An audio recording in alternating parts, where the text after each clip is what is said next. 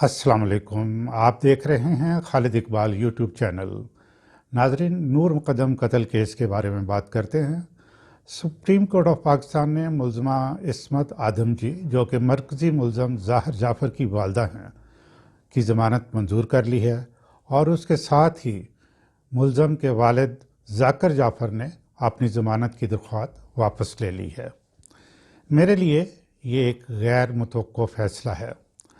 जिस तरह इस हादसा को मैं स्टडी कर रहा था और जो वाक़यात, फॉरेंसिक रिपोर्ट, पोस्टमार्टम रिपोर्ट के बारे में मालूमात हासिल की, उनसे मेरी असेसमेंट थी, मेरा एनालिसिस था और मेरी एडमिनिस्ट्रेटिव सेंस मुझे ये बता रही थी कि मारूज़ी हालात और इस स्टेज पर दोनों शरीक मुल्ज़मों में यानी ज़ाहिर जाफ़र के माँ बाप में से किसी की भी ज़मानत जो है वो मंजूर होने के कोई चांसेस नहीं हैं।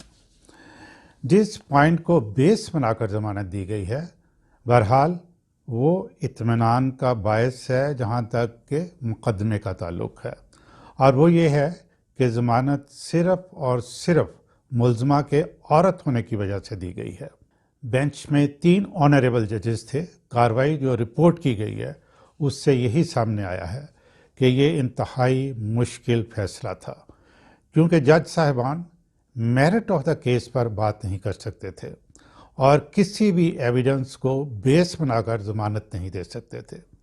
इसलिए उन्होंने बहुत एहतियात से काम लिया और ज़मानत की बेस मुल्ज़मा का औरत होना ठहरा। नाजरीन, मैं कानून की पासदारी करने वाला शख्स हूँ और आगे जाने से पहले मैं बिल्कुल हल्फिया बयान देता हूँ कि मैं तमाम जज साहिबान और कोर्ट्स को मुअज़्ज़ज़ और मोहतरम समझता हूँ। मैं इस फैसले पर कतन कमेंट्स नहीं करूँगा।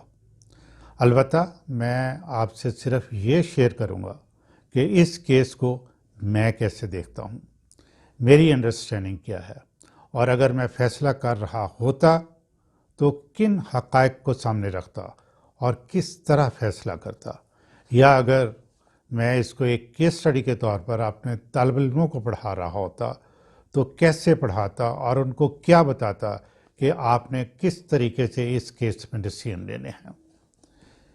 ये मेरी राय है।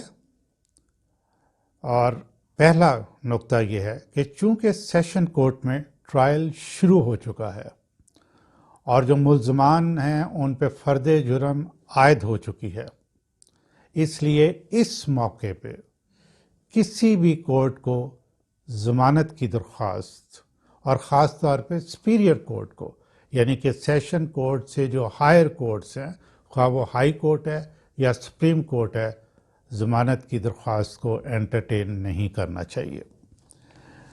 दूसरा पॉइंट, सेशन कोर्ट में ट्रायल हो रहा है और हाई कोर्ट ज़मानत की दरख्वास्त खारिज कर चुकी है। अब सुप्रीम कोर्ट से ज़मानत मिलने का मकसद ये है कि सज़ा सुनाते वक्त और ट्रायल के दौरान सेशन कोर्ट भी औरत का एहतराम करे। ये नाजरीन बहुत ही बारीक और अहम नुक्ता है कि सुप्रीम कोर्ट ऑफ पाकिस्तान ने ज़मानत जो है इसलिए मंजूर की है कि ये खातून है। तो जनाब, आप यही केस जब चलेगा सेशन कोर्ट में, जो कि 2 दर्जे जो ना लोअर कोर्ट है, तो लामहला वहाँ भी इंसान बैठे हुए हैं, तो जहन में ये बात होगी कि औरत का एहतराम यहाँ भी हमें सामने रखना है। मुल्ज़मा इस्मत आदम जी की ज़मानत ने मेरे ख़्याल में इनविजिबल प्रेशर जो है वो सेशन कोर्ट पे डाल दिया है, ठीक है, और ये बात इंसाफ के तकाज़ों के मुनाफी है। ज़ाकर जाफ़र के वकील ने इस्मत आदम जी की ज़मानत को काफ़ी समझा और ज़ाकर जाफ़र की दरख्वास्त जो है वो वापस ले ली। ये हक़ाइक़ हैं।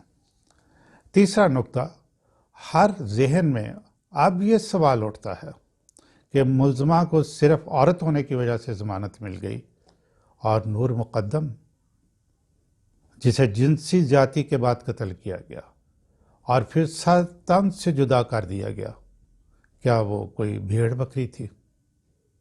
یا کوئی فاختہ تھی یا کوئی انفیریئر سپیشیز تھی؟ کیا وہ خاتون نہیں تھی؟ یہاں بھی ذہن انصاف کی ان ڈائمینشنز کو تلاش کرتا رہے گا اور کچھ ڈھونڈ نہ پائے گا۔ نمبر 4، کورٹ میں یہ سوال بار بار اٹھایا گیا کہ قتل کے وقت ملزمہ عصمت آدم جی کراچی میں تھی اور اعانت جرم کیسے کر سکتی ہیں؟ میں نے اپنی ایک ویڈیو میں پہلے بھی کہا تھا کہ قتل کا ایک دورانیہ ہے، ٹھیک ہے، اور وہ دورانیہ سٹارٹ وہاں سے ہوتا ہے جس وقت نور مقدم نے ظاہر جعفر کے گھر سے اپنے گھر جانا چاہا تو اس نے اس کو زبردستی روک لیا۔ یہاں سے اب وہ مغوی ہو گئی، اغوا ہو گئی، اس پہ زبردستی کی جا رہی ہے۔ تو یہ جو قتل کی ایک پوری واردات ہے اس کا دورانیہ کی ابتدا یہاں سے ہو گئی، اور ختم کہاں ہوئی؟ جب پولیس وہاں پہنچ گئی اور اس نے نور مقدم کی سر اور دھڑ اور ملزم کو آلۂ قتل کے ساتھ اور تمام شواہد وہاں سے اکٹھے کر لیے اور فردر وہاں کوئی ایکٹیویٹی نہیں ہوئی، وہ اینڈنگ پوائنٹ تھا۔ تو اس دوران جس نے خواہ وہ فزیکلی ہو یا الیکٹرانکلی ہو یا کسی آواز سے ہو کوئی بھی رول ادا کیا وہ اس جرم میں شامل ہے۔ ملزمہ کا تو یہ ہے کہ وہاں وہ ڈسٹنس سے جو ہدایات دے رہی تھیں، خواہ وہ مالی کو دے رہی تھیں، خواہ وہ اپنے بیٹے کو دے رہی تھیں، گارڈ کو دے رہی تھیں یا تھراپی ورک والوں کو دے رہی تھی، ان کی انسٹرکشن کے جواب میں یعنی رزلٹ میں وہاں فزیکل ایکٹیویٹیز جو ہیں وہ ٹیک پلیس کر رہی تھیں۔ اس لیے ملزمہ کو ضمانت ملنے کا there was absolutely no question, کیونکہ وہ بالکل اس کے اندر جو ہے وہ شامل ہے۔ لیکن اب نے کس نے کیا رول پلے کیا، ملازمین ہوں، ملزم کا والد ہو یا عصمت آدم جی ہوں، یہ تو استغاثہ نے ثابت کرنا ہے اور کورٹ نے اس کے مطابق جو ہے اس کا فیصلہ کرنا ہے کہ کس کو کتنی سزا دی جانی ہے۔ میں تو اس کیس سٹڈی میں اپنے طالب علموں کو یہی بتاؤں گا کہ عصمت آدم جی کی ضمانت میں اس کیس میں پہلی ناانصافی کی اینٹ رکھ دی ہے۔ نمبر 5، دوران سماعت جب یہ ڈسکس ہوا کہ کیس ہائی کورٹ کو بھیج دیتے ہیں، وہی صحیح اور انصاف کے تقاضوں کے مطابق بات تھی اور یہ کیس دوبارہ ہائی کورٹ کو بھیج دینا چاہیے تھا۔ نمبر 6، ملزموں کو وکیل کا اس موقع پر ایویڈنس مانگنا بالکل غلط ہے۔ ٹرائل شروع ہو چکا ہے، ایویڈنس تو استغاثہ اس وقت سامنے رکھے گا جو الزامات لگائے گئے ہیں ان کو ثابت کرنے کے لیے، تو اس وقت جو ہے ملزموں کے وکیلوں کے پاس سارا کچھ چلا جائے گا۔ بیفور ٹائم جو ہے یہ تو کبھی بھی نہیں ہوتا کہ جی یہ الزامات ہیں اور یہ پروف ہے ہمارے پاس، جو ہے نا، پروف تو انہوں نے عدالت میں دینے ہیں۔ اور اب یہ اس طرح کا فیصلہ کرنا کہ جی ان کو پہلے ہی آپ اپنے پروف بھی دے دیں، یعنی سارے اپنے کارڈ جو نا وہ شو کر دیں، مجھے اس میں کوئی لاجک نہیں نظر آتی اور میں یہ سمجھتا ہوں کہ یہ ڈیمانڈ بھی انجسٹیفائڈ تھی۔ نیکسٹ پوائنٹ، مقتولہ کے والد کے وکیل نے دو جو ہیں یعنی شاہ خاور صاحب نے دو جو نا وہ نکات وہاں اٹھائے، ایک انتہائی غیر مناسب اور ایک بہت ہی اچھا۔ غیر مناسب یہ ہے کہ انہوں نے یہ کہا کہ جی ٹھیک ہے، اگر عورت ہونے کی بنا پہ آپ ضمانت دینا چاہتے ہیں تو دے دیں۔ شاہ خاور صاحب کا کوئی کام نہیں تھا کہ وہ اس قسم کی اپنی رائے دیتے کہ جی ہمیں کوئی اعتراض نہیں ہے۔ آپ مقتولہ کے والد کے وکیل ہیں، ٹھیک ہے، آپ ڈیفنس کے وکیل نہیں ہیں، آپ کو یہ نہیں کرنا چاہیے تھا۔ اور میں تو اپنے طالب علموں کو یہی بتائیں گا کہ جب آپ کیس لڑ رہے ہوں تو اس طرح کی غلطیاں آپ نے نہیں کرنی۔ دوسرا، جب جج صاحب نے یہ لکھوایا کراچی میں تھی تو شاہ خاور صاحب نے انٹروین کر کے ریکویسٹ کی کہ جی یہ نہ لکھوائیں، کیونکہ اگر وہ لکھوا دیا جاتا تو آپ یہ سمجھیں کہ وہ کیس ہی ختم ہو جاتا، وہ کیس سے خارج ہوتا جاتی، اور کوئی کورٹ پھر ان کو سزا نہیں دے سکتی تھی کہ سپریم کورٹ نے کہہ دیا ہے کہ جی یہ تو کراچی میں بیٹھی ہوئی تھیں، بیرون ملک کہہ لیں، کراچی سے کہہ لیں، جس طرح مرضی کہہ لیں۔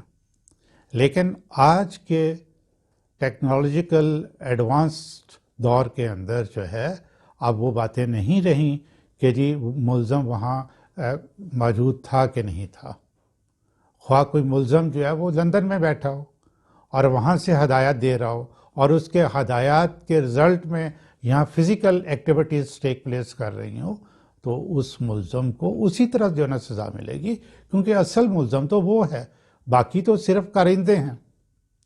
یہ بات بڑی امپورٹنٹ ہے، یہ جو قانون کے طالب علم ہیں میں ان سے درخواست کروں گا کہ وہ اس چیز کو سمجھیں۔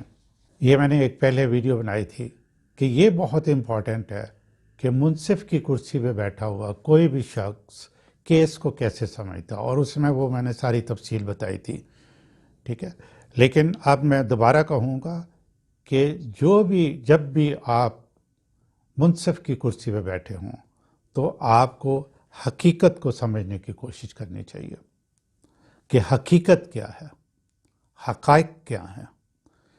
وکیلوں کی بحثوں میں نہ الجھیں، اور ورنہ آپ انصاف نہیں کر سکیں گے۔ یہ لمبے دوسرے کنٹریز کے ریفرنسز اور قانونی نقطے، ٹیکنیکل وجوہات، جناب آپ کبھی انصاف نہیں کر سکیں گے، اور جب آپ انصاف کی کرسی پہ بیٹھ گئے ہیں تو پھر جو بڑا انصاف کرنے والا ہے آپ کا انصاف وہاں ہونا ہے۔ اس لیے آپ نے حقائق پہ نظر رکھنی ہے، وکیلوں کی بحث پہ نہیں، ان کے سینٹنسز پہ نہیں، یہ کانسٹیٹیوشن اور لاء کے کلازز پہ نہیں۔ آپ نے حقیقت پہ نظر رکھتے ہوئے یہ دیکھنا ہے کہ اس پہ کون سی کلاز لگتی ہے تاکہ آپ وہ سزا اس کو دے سکیں۔ آپ نے حقیقت جاننے کی کوشش کرنی ہے، اور اس کیس میں حقیقت کیا ہے کہ ایک جوان سالہ پڑھی لکھی تعلیم یافتہ لڑکی سر تن سے جدا لاش وہاں پڑی ہے، اور آنے والے دنوں میں ملزم ظافر جعفر کے ذہنی مریض ہونے کا جو ڈرامہ میں دیکھ رہا ہوں، کیونکہ میں دیکھ رہا ہوں کہ ڈیفنس کے پاس صرف ایک ہی پوائنٹ ہے، اور انہوں نے یہ کہنا ہے کہ جی یہ تو ذہنی مریض ہے۔ ابھی جب سے یہ گرفتار ہے آج تک کوئی اس نے ایسی حرکت نہیں کی جس سے اس کے ذہنی مریض ہونے کا شائبہ تک ہو سکے۔ لیکن تب کیا ہوگا، کورٹ پھر ڈاکٹروں کے دیے ہوئے سرٹیفکیٹس دیکھے گی اور ملزم کو ذہنی مریض سمجھا جانے لگے گا، اور پھر سزا میں کمی کی جائے گی۔ بہت ناانصافی کی بات ہوگی۔ اللہ سے انصاف کی توقع رکھیں۔ ناظرین، آپ میری یہ ویڈیو ضرور دیکھیے گا، نور مقدم ہم شرمندہ ہیں۔ آج کے لیے اتنا ہی، اور اگر ابھی تک آپ نے میرے چینل کو سبسکرائب نہیں کیا تو یہ آپ کے ہاتھ میں سیل فون ہے، ریڈ سبسکرائب لکھا ہوا ہے، اس کو پش کر دیں، اور ساتھ ہی گھنٹی کا بٹن ہے اس کو بھی دبا دیں تاکہ میری لیٹسٹ ویڈیوز آپ تک پہنچتی رہیں۔ خالد اقبال کی طرف سے آپ کے لیے اور وطن عزیز کے لیے بہت سی دعائیں۔ میرے لیے اگین کہوں گا کہ تمام جج صاحبان اور ہماری کورٹس بہت محترم ہیں، ہمیں فردر شاید ٹریننگ کی ضرورت ہے، یا ہمیں اپنے قوانین میں تبدیلیاں کرنے کی ضرورت ہے۔